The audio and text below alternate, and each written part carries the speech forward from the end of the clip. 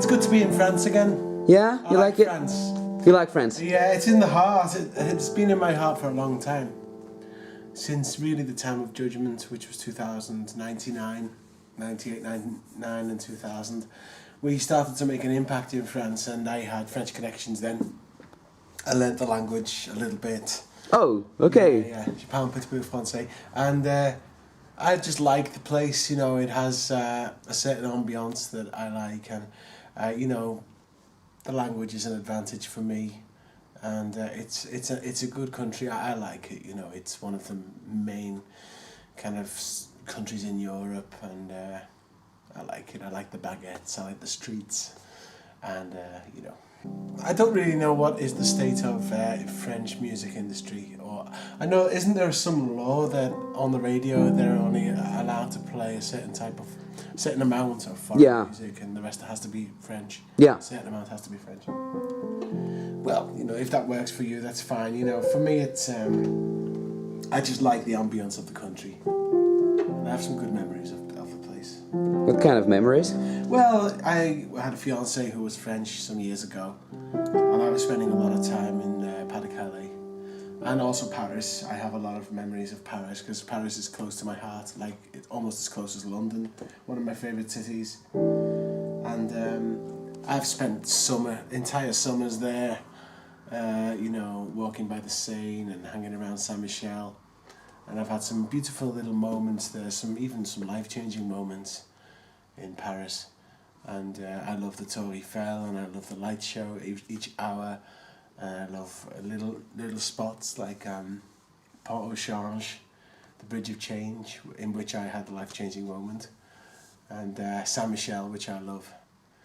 And in 2005, in the November, I spent a week in Paris and was hanging around Saint-Michel, and part of me has never left. I'm still there. Is it like a source of inspiration for certain of the songs, or no? Well, it was with Parisian Moonlight, but no more than that. It's not for the music as such, just for me in my own life, you know.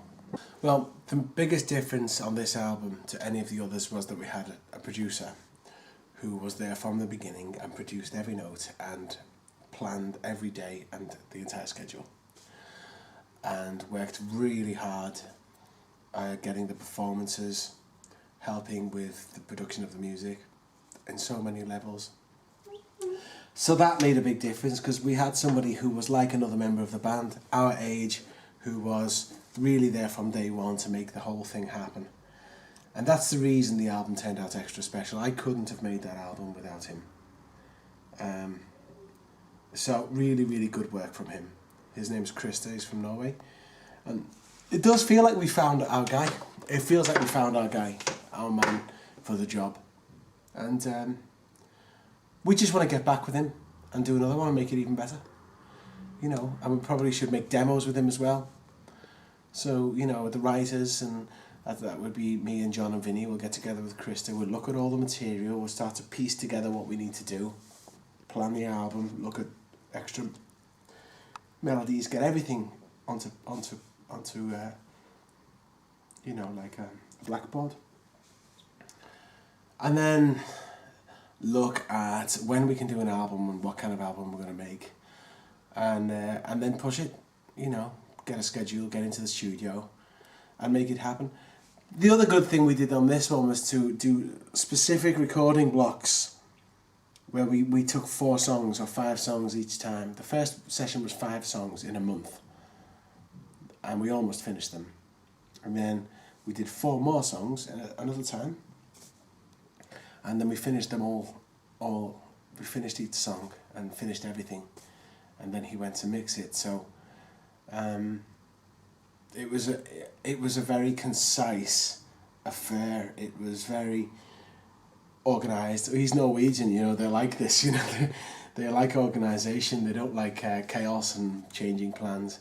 So we had to do it that way, and it worked for us. Having that discipline on every level works for Anathema. Because if you leave us to our own devices, like a lot of musicians, we don't have enough about us to really pull it together. We need management, we need structure, we need authority, even on the road. I love an authoritative tour manager, somebody firm but fair who knows what they're doing and makes you sure you know what is expected of you. With Krista, although Krista, the Norwegian guy, is not really authoritarian character, but you just toe the line because you'd never want to let him down, you know.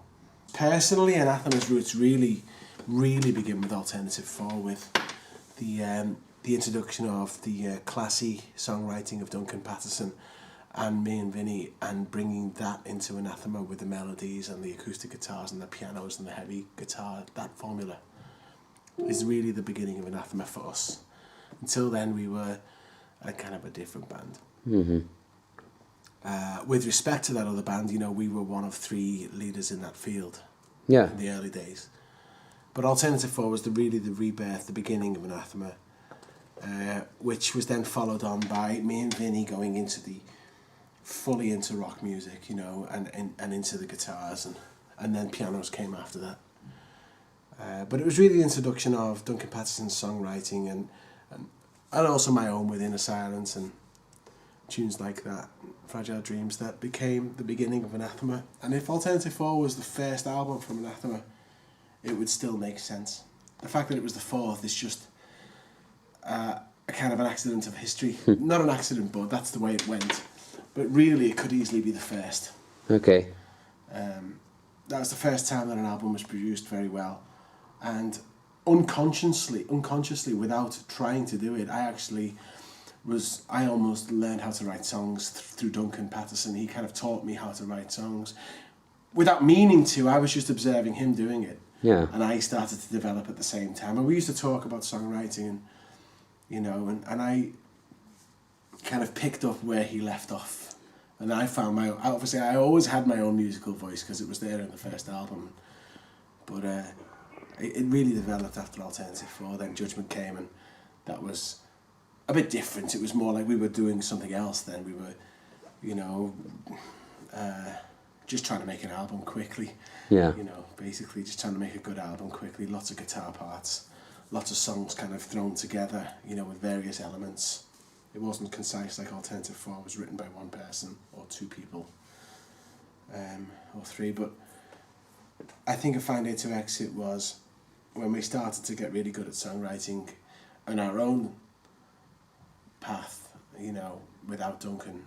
We started to get really good at songwriting, I think, with songs like Barriers and Temporary Peace and stuff like that.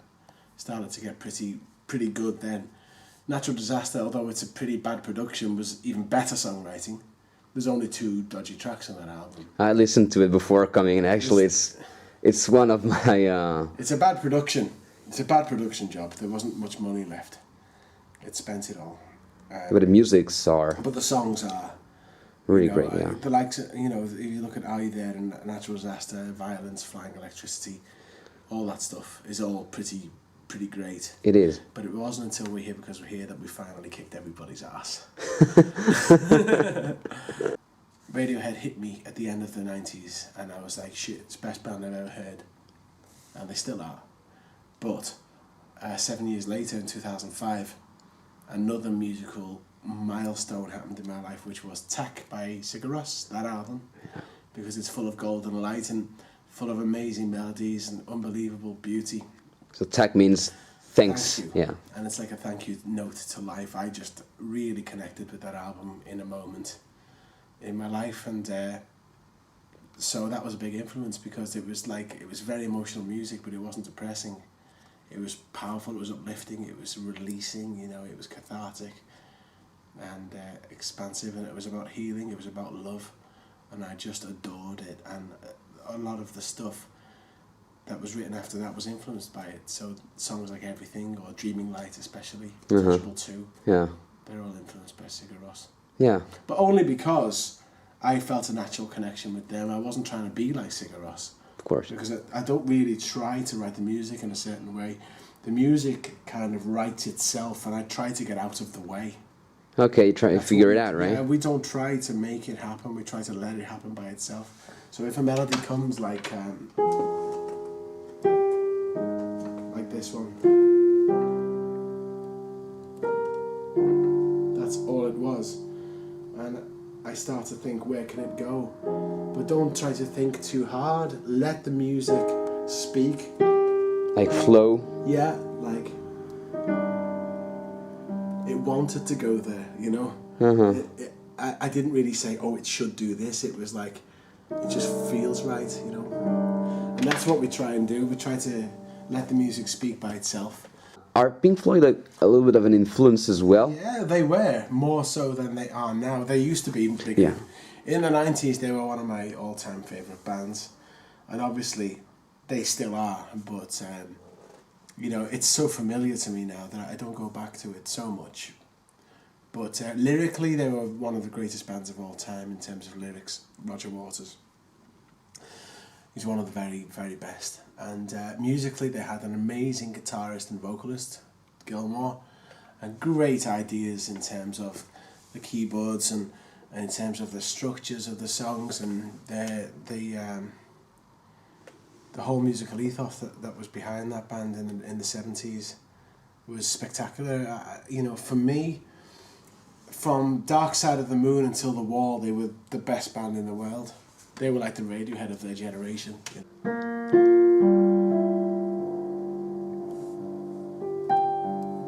It's one of the greatest pieces ever written.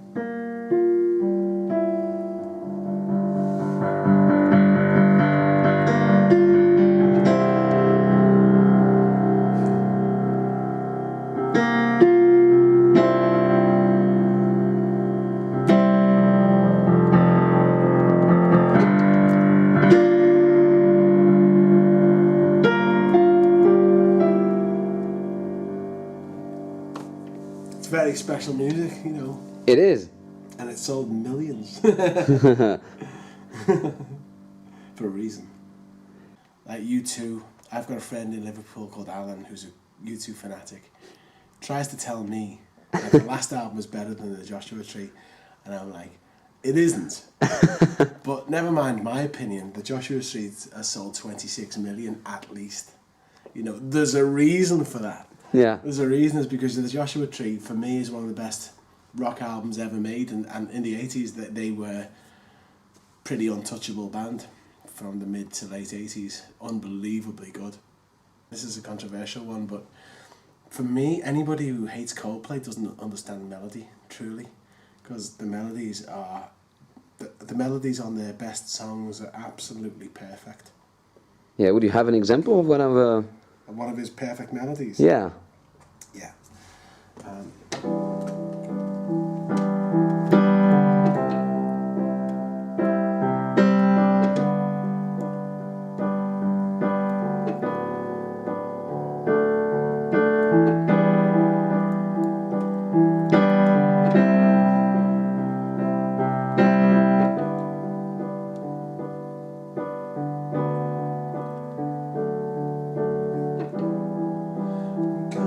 To meet you, tell you I'm sorry.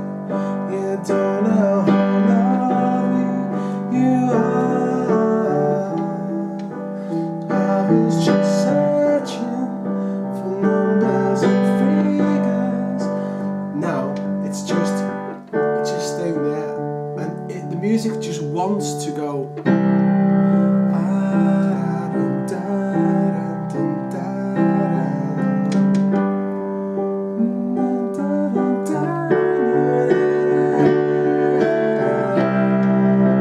Just so it's reassuring, it's totally beautiful, it's love incarnate in music, their stuff. It's almost universally about love. It's about acceptance, forgiveness. I hear so much in that melody.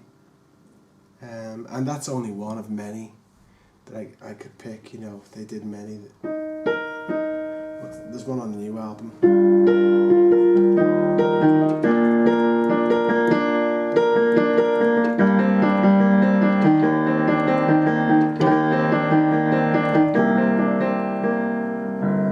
Very simple, you know. Any fool can be complicated. It takes a genius to be simple and really good at that, you know. That's why I love stuff like... It's 4 notes. It's just 4 notes, and yet there's so much in it.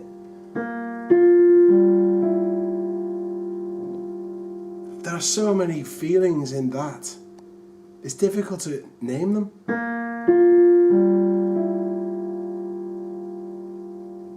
It's unsettling. It's peaceful in a way. You know? And it's being able to capture something of the human essence in a melody. That's the key. And it just comes to people. They don't have to try. The greats like Tom York claim, certainly he does, and Chris did the same thing, that they don't even really write their songs, they're given to them. And you can hear it in Tom's stuff.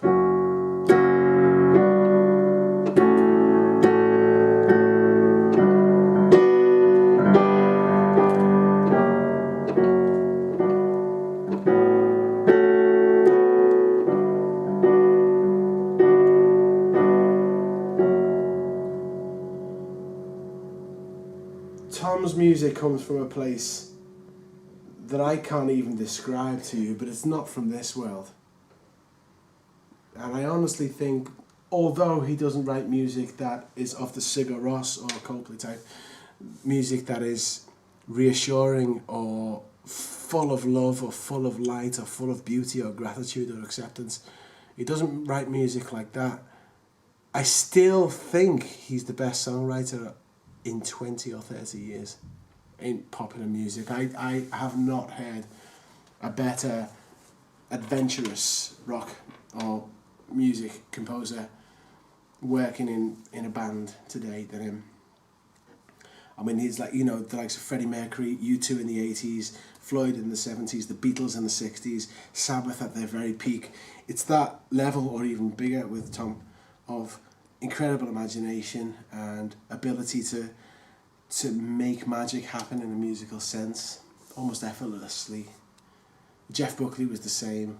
I think he's maybe one of the few who could have rivaled Tom York if he'd had lived. Yeah, when you hear obviously his songs. Yeah, and just when he spoke and the way he spoke about music and the way he could understand it, it was all there for him he could just put it out of the air.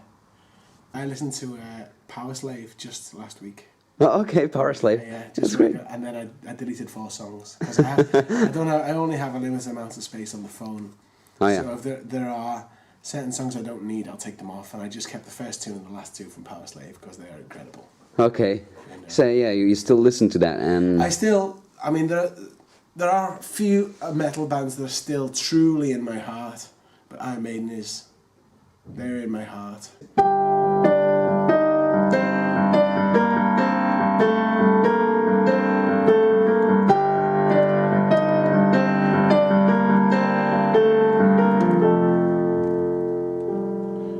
From the coast of gold, across the 7 seas, I'm traveling on,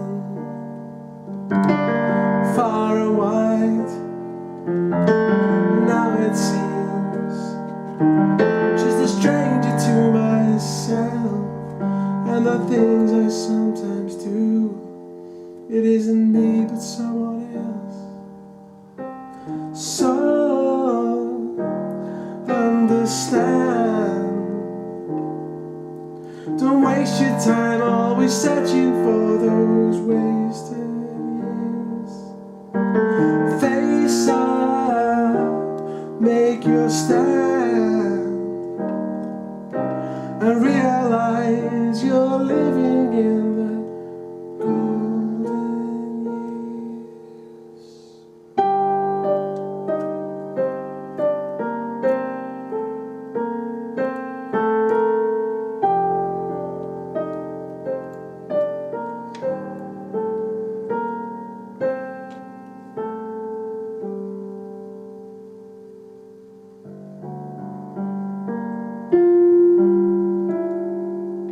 Yeah, actually I've considered doing a cover of this. The problem I have is convincing the rest of the band to do it. Oh, really? Yeah, but I maybe should just record it one day and then say, sing this or I'm going to do it, you know.